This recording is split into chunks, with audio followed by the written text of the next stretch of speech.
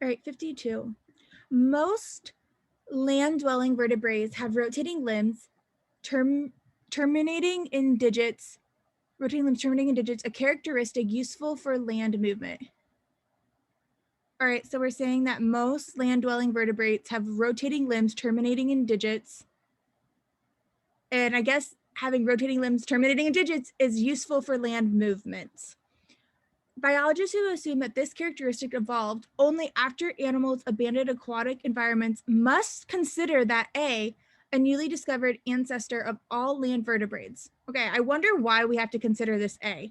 So they're saying, so biologists that assume that we got this rotating limbs terminating in digits only after animals like were no longer using aquatic, were no longer living in aquatic environments, we have to consider this A. So I'm assuming that A must have had this characteristic while still living in the water, but let's see.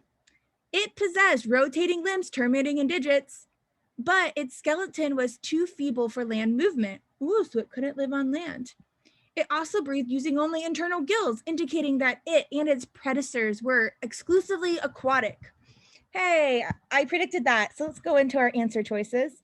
A, many anatomical characteristics common to most land animals represent a disadvantage for survival underwater. We don't talk about having like many.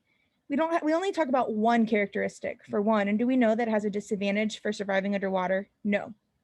B, none of the anatomical characteristics common to most aquatic animals represent an advantage for. No, we don't know that none. Way too strong. Maybe there's one that is useful for or is common to most water animals that also would happen to be an advantage for survival on land. You know, like maybe like eyes. C, A, originated as a land-dwelling species but evolved gills only after moving to an underwater environment. No. We don't have support for that. D, all anatomical characteristics not useful for land movement but common to most land animals represent. No.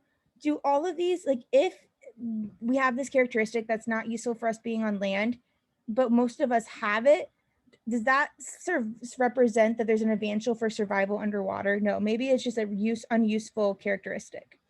And then E says certain anatomical characteristics common to at least one aquatic animals represents an advantage for survival on land.